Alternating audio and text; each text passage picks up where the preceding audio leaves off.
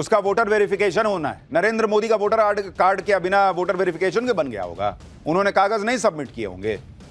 कह रहे हैं गरीब कैसे आएगा कागज देने? गरीब वोट देने आएगा, कागज बनवाने नहीं आएगा। उसका हक है वोट देना, तो उसकी जिम्मेदारी भी है अपना वोटर आईडी जो है वो बनवाना और साबित करना कि भाई मैं वोटर हूं यहां का। अब आप खुद सोचिए कि कहां प्रधानमंत्री मोदी की डिग्री, कहां वोटर की पहचान का मुद्दा, कैसे मतलब ओवैसी दोनों को जोड़ दिया अलग अलग बात को। डिग्री से एजुकेशन क्वालिफिकेशन तय होती है, डिग्री देखकर प्रधानमंत्री नहीं चुने जाते। वोटर कौन होगा ये दस्तावेजों से तय होगा।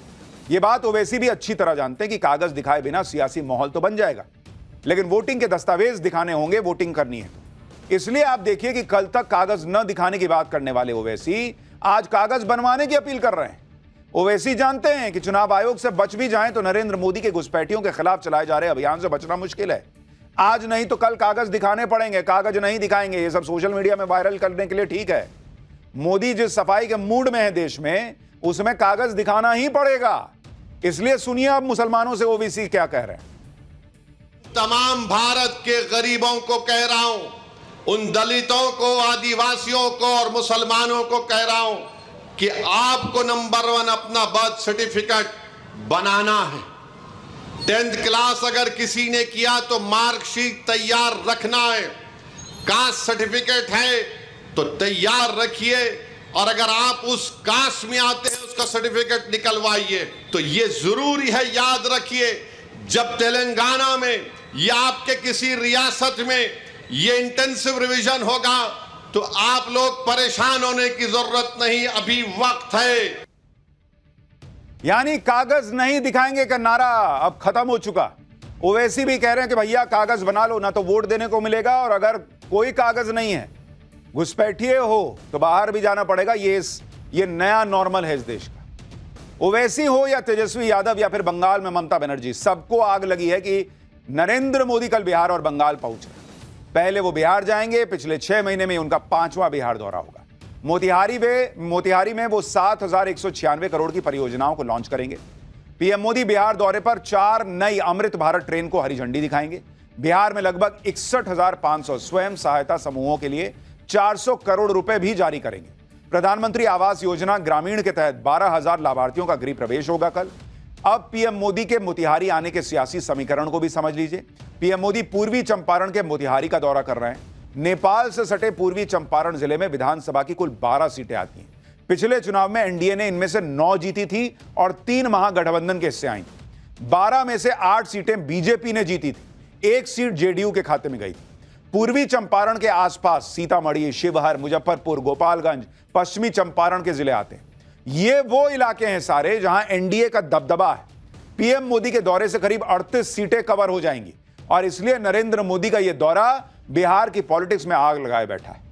नरेंद्र मोदी की एंट्री ने बिहार की राजनीति में हलचल और बढ़ा दी। बिहार में इस वक्त इंडी गठबंधन पूरा जोर लगा रहा है कि वोटर लिस्ट के मामले को लेकर माहौल गर्म बना के रखा जाए। इसलिए तेजस्वी यादव ने फिर से चुनाव आयोग पर आरोपों की नई लिस्ट तैयार कर दी। तेजस्वी यादव ने सवाल उठाया कि अभी तो प्रक्रिया चल रही है, तो चुनाव आयोग को कैसे पता कि 35 लाख नाम कट जाएंगे? बुधवार को चुनाव आयोग ने एक बयान जारी कर बताया था कि 35,69,000 लोग ऐसे हैं जो अपने रजिस्टर्ड पते पर नहीं मिले। इस पर तेजस्वी यादव ने सवाल किया।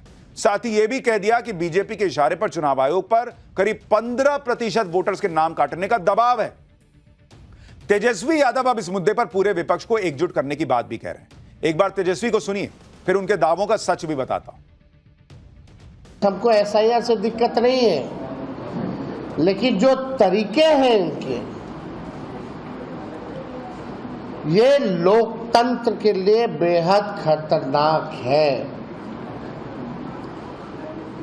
और हम लोग डेमोक्रेसी में रहते हैं, लोकतंत्र में रहते हैं, और बिहार लोकतंत्र की जननी है, और इसी बिहार से लोकतंत्र को हम खत्म होते हुए नहीं देख सकते। इसको लेकर के हम हर एक प्लेटफॉर्म पर हम लोग जो है लड़ाई लड़ेंगे। देश भर के जितने बड़े नेता हैं उन सबको भी हम चिट्ठी लिख रहे हैं, और 19 तारीख को दिल्ली में खड़गे साहब के यहाँ एक बड़ी बैठक इंडिया अलायंस की है, उसमें भी हम शामिल होंगे। इंडी अलायंस कब का खत्म हो गया। ये कह रहे हैं इंडी अलायंस की बैठक होगी, जब जरूरत होती है ये लोग सट जाते हैं और कह रहे हैं लोकतंत्र खत्म हो रहा है। जिस तरीके से एसआईआर हो रहा है, जिस तरीके से वोटर वेरिफिकेशन हो रहा है, तो लोकतंत्र खत्म हो रहा होता तो सुप्रीम कोर्ट रोक नहीं लगा देता इस पे। लोकतंत्र तो था तब खत्म होता है जब आपके मन के हिसाब से फैसला सुप्रीम कोर्ट से नहीं आता और आप उस पर भी बात करने से कतराने लगते हैं। चुनाव आयोग के खिलाफ माहौल बनाने के साथ साथ तेजस्वी यादव ने यह भी कह दिया कि अगर एक भी नाम कटता है तो चुनाव आयोग यह सुनिश्चित करे कि उन्हें भी सारी डिटेल मिले, ताकि वो भी अपने लेवल पर इसको वेरीफाई करवा ले। अब पहली बात तो यह कि सभी राजनीतिक दलों के प्रतिनिधि चुनाव आयोग के साथ मिलकर काम कर रहे हैं। बूथ लेवल एजेंट साथ घूम रहा है बीएलओ के, तो उन्हें भी तो पता चलेगा कि किसका नाम कटा है किसका नहीं। आज ही चुनाव आयोग ने यह भी बताया कि जिन 35,69,000 लोगों के नाम हटेंगे उनकी जानकारी राजनीतिक दलों के जिला अध्यक्ष से शेयर की जा रही है। साथ ही राजनीतिक दलों के 1,50,000 बूथ लेवल एजेंट्स के साथ भी यह जानकारी साझा की जा रही है, ताकि संबंधित लोगों का एग्जैक्ट स्टेटस 25 जुलाई से पहले कंफर्म हो सके। और ये नाम हवा में नहीं हटेंगे। ऐसे नाम की पुष्टि के लिए ग्राउंड पर मौजूद बीएलओ 3-3 बार विजिट कर रहे हैं। दूसरी बात, अगर तेजस्वी यादव वेरीफाई करवा ही लेंगे तो फिर इतना बवाल क्यों? ड्राफ्ट इलेक्टोरल रोल आने दीजिए, फिर खुद से वेरीफाई करते रहिए। और सारा डेटा तो चुनाव आयोग कह रहा है कि हम ऑनलाइन डाल देंगे। भाई ऑनलाइन डालिए, खटाखट डालिए कि फलाने का नाम है कि नहीं, बोलिए कि देखिए ये खड़ा है सामने, इसके पास सब डेटा है, आप नाम नहीं डाले हैं। चुनाव आयोग बोला ही है कि हम कर देंगे ठीक, कुछ गलती होगी तो। अपील करने का 1 महीने का मौका है, लेकिन नहीं, बवाल पहले कर देना है, बाद में चीज जो है वो अपने हिसाब से चलेगी। वोटर वेरिफिकेशन के खिलाफ इंडी गठबंधन का यह तर्क था कि इतने कम वक्त में वोटर वेरिफिकेशन का काम कैसे हो जाएगा। लेकिन आज ही चुनाव आयोग ने जो डेटा जारी किया है वो सवाल उठाने वालों का मुंह बंद कर देगा। आप देखिए चुनाव आयोग ने क्या डेटा दिया है। ये ईसी का डेटा आपको दिखा रहा हूं। चुनाव आयोग का ये डेटा है बिहार को लेकर। ये बिहार का आपको बता रहा हूं, जो एसआईआर वहां पे चल रहा है। कुल वोटर कितना है? कुल वोटर बिहार के अंदर जो है वो है 7 करोड़ 90 लाख। 7 करोड़ 90 लाख करीब करीब, ठीक है।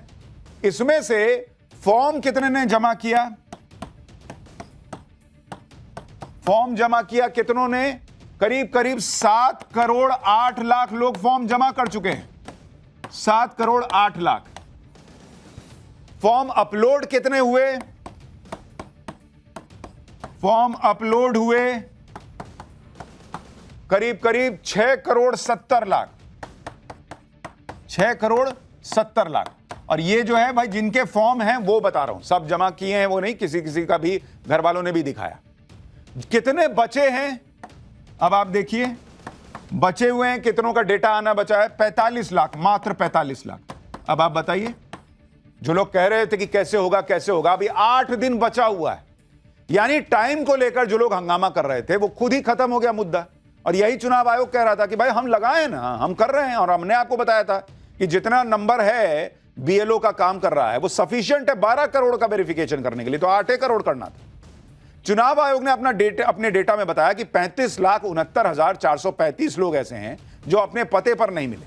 यह कुल वोटर का 4.5% है। इन 35,69,000 लोगों में से जिनकी मृत्यु हो गई उनकी संख्या है 12,55,620। दूसरी जगह शिफ्ट हो गए 17,37,336। एक से ज्यादा जगह एनरोल्ड हैं 5,76,479। बिहार में वोटर लिस्ट को मुद्दा बनाने से इंडी गठबंधन खुद ही फंस गया। लेकिन एक मुद्दा